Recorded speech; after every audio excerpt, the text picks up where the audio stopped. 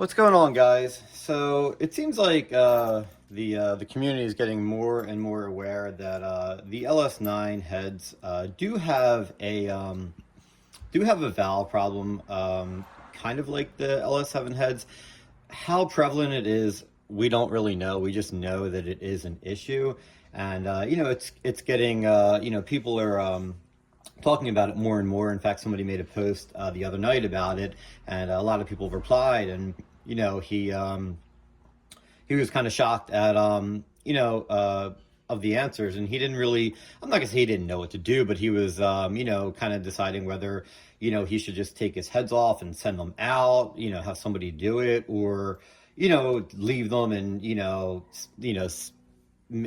kind of say, oh well, it's not that prevalent with the, it's not as prevalent as, it's not so common with the LS9 like it is with the LS7, so I'll be fine leaving them. And basically this video is just kind of to serve two purposes. One is to make people aware that it is an issue. If I could save one person from a valve dropping, then I'm happy that I made the video. And then two is to show you that you don't need to, you can take it to a shop. I mean, that's fine, but you don't need to take it to a shop. It's relatively easy. If you're a little bit mechanically inclined, it is pretty easy to do this yourself. And, if you check all your valves and they're good, just go with it at that point. I don't think you need to send your heads off. But, if you check your valves and you realize that, okay, they have excessive, excessive play, then obviously, you're going to want to have your heads sent off and have it fixed. So, this is called the wiggle test, but it works. It works perfectly. And I did a video on how to do a wiggle test, but it was on the car, and you don't get a great view of it. I went through the whole process of like taking the valve covers off and taking the rocker arms off and all that stuff. So you can refer to that video if you want to, but having something on the bench like this and getting an up close shot is going to be a lot better, because this is just how to, compress the springs, take them off, and do the wiggle test. That's all this video is going to be doing. So I hope this can help some people out there. Like I said, it is an issue, making people aware of the issue, and then showing you guys how to do it if you don't already know. So, what you're going to need is the first thing you're going to need, and I'll go over the tools. You don't need a lot. You might have to buy a couple tools, but it's not that bad. The first thing, so I'll go over the tools like as the video goes on. There's not that much, but the first thing you're going to need to do is, so this cylinder head is off the car right here. So I just have like a rag holding the valves up underneath this cylinder. But the first, you're going to need to basically put air. You're going to need to take your rocker arms off whatever cylinder you're testing. You're going to have to take the pedestal off, and then keep track of your rocker arms. No big deal. And then you're going to need to put compressed air into the cylinder. That's going to hold the valves up. Now, all you need is basically you need a compression. Oh, here comes my dog. All you need is a compression tester kit and shop air, and then you take the Schrader valve out of the compression fitting that would normally thread into the hole if you were doing a compression test, and you just put shop air in the cylinder, and that will hold it up. As long as you have shop air, as long as you have air in the cylinder, the valves are not going to go anywhere. So let me get into setting this up, and I'll show you guys how to do it. And like I said, it's not that hard to do, and you can, after watching this video, I think a lot of people will see that they can do it on their own cars, and hopefully, it encourages people to check them and, potentially avoid a complete engine failure. So let me get into it. Hey, buddy. So Malcolm's been in a lot of the YouTube videos lately, and I just figured I would do a little clip with Malcolm in the video for you guys that like dogs. He's been getting the Minties lately because he's getting older. I've had this guy since he was 4 months old, but his breath is starting to get a little stinky because now he's going on 10. But the breath mint seemed to be helping that. So here you go, buddy. And Malcolm literally just runs around the property, the backyard all day long, never goes anywhere.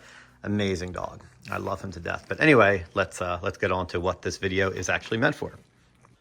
All right, so I'm going to try to keep this video pretty short. I don't want to make it into a 20-minute video where people, it's just too long for people to watch. So I am going to make it as short as possible with also being as thorough as possible. So you're going to need this tool. This is sorry for the shaky camera. This is just a valve spring compressor tool, valve string compressor tool. They make these cheap off Amazon.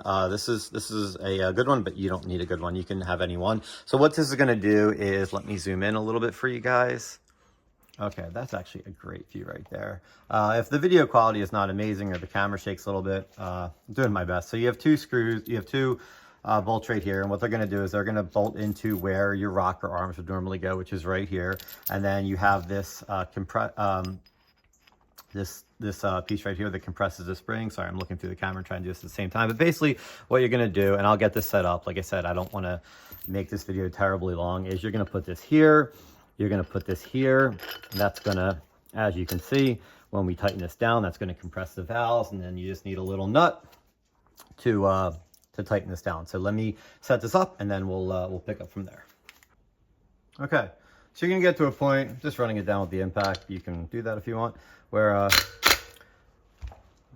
there we go. Okay, where the valves are compressed, and you can see, you just take a little, is this camera zooming in? Little magnet, and all you do is put the magnet on the keepers and they come right out. If you have any, you know, make sure you plug up anything that could lead into the engine, but these are the keepers right here. All right, put those to the side, and then what you're gonna wanna do is you're just gonna back off the tool, and then you're gonna take your, let me just, there we go.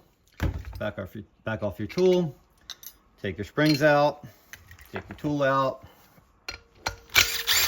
and you are ready to check your valve. Now, one thing I would do, and I'm not going to do it in this video, but you could get a piece of like a vacuum hose and put it over here, because right now what you're going to want to do is so you don't want you have compressed air in the cylinder. You can keep it like that, or you could just get a zip tie, put the zip tie right there, or put a piece of like hose.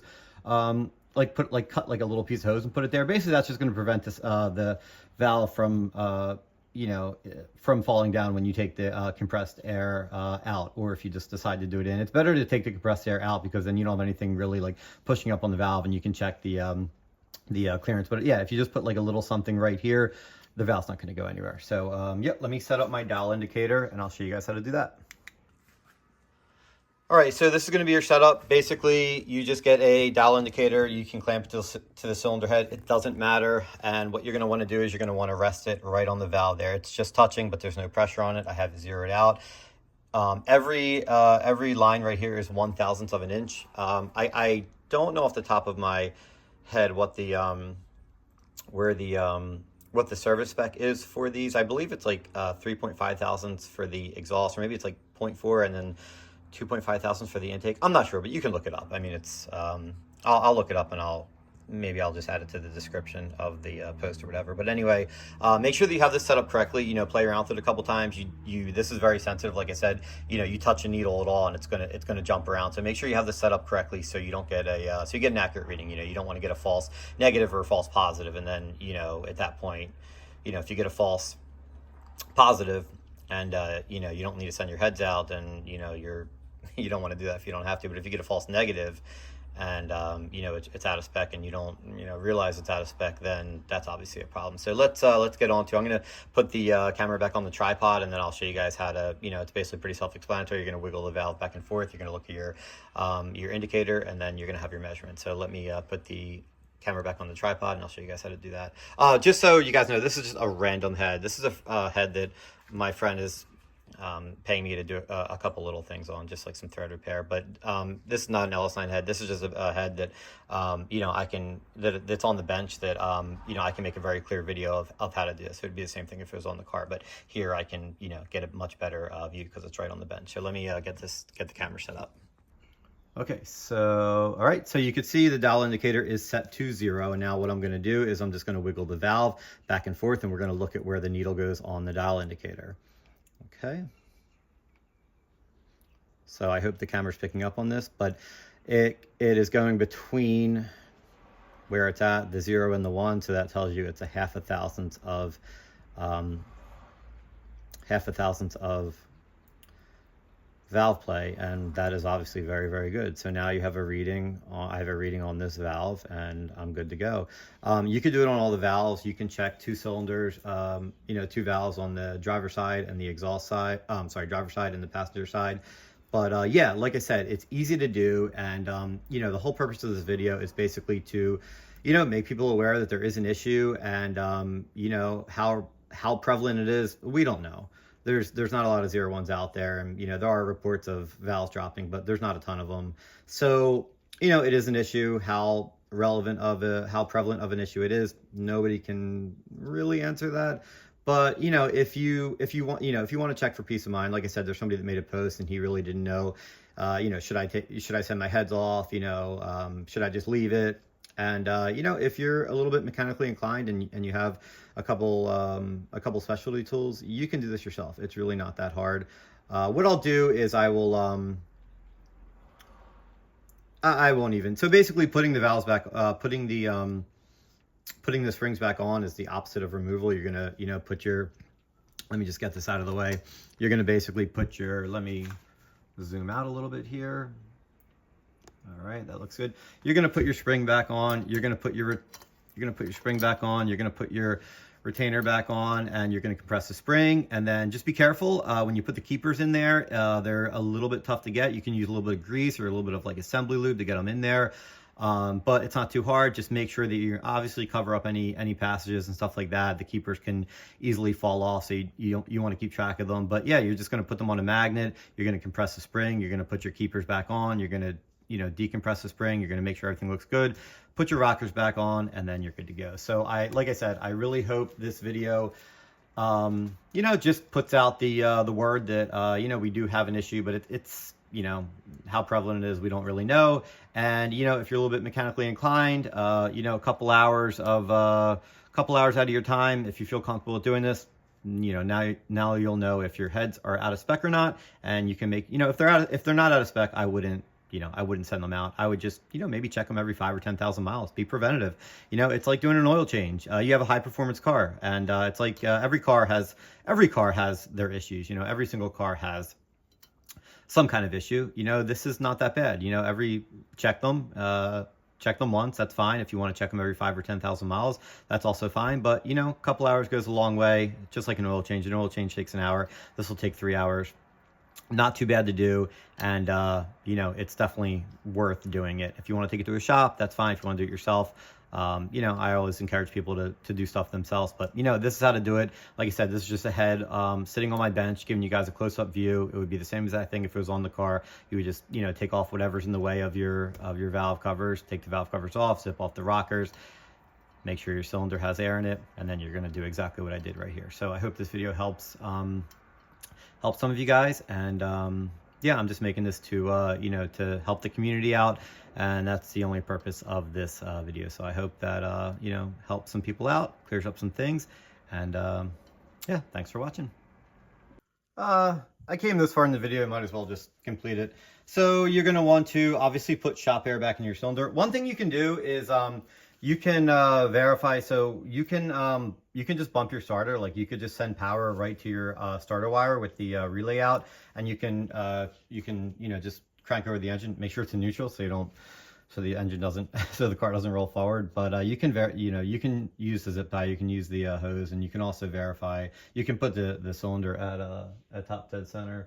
The top dead center, exhaust, compression, doesn't really matter. And that way, if you're worried about the valve does fall, it's not going to go anywhere. It's just going to lightly touch the cylinder, and you're going to be fine.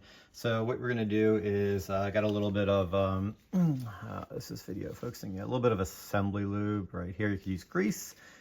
It doesn't matter. And then what you're going to do is you're just going to want to, so here are the keepers.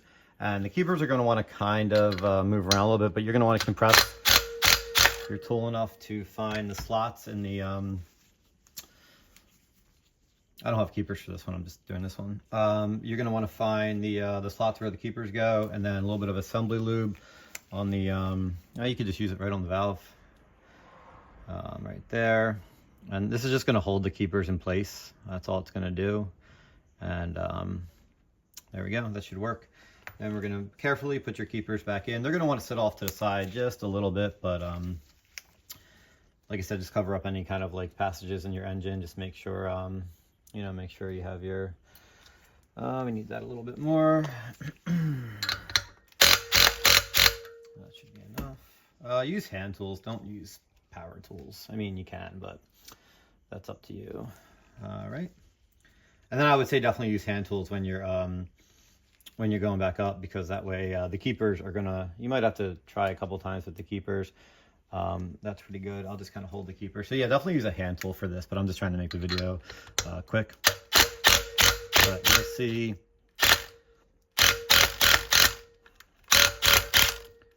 There we go. There we go. Take our tool off. Just a little bit stuck here. There we go. All right, and then you can see we'll wipe this off. So video focusing, yes it is. Wipe this off, and you can see that the keepers are, let me just zoom in a little bit, are sitting right there. And yeah, that's it. So yeah, I just figured I would include this part too, you know, make it a complete video.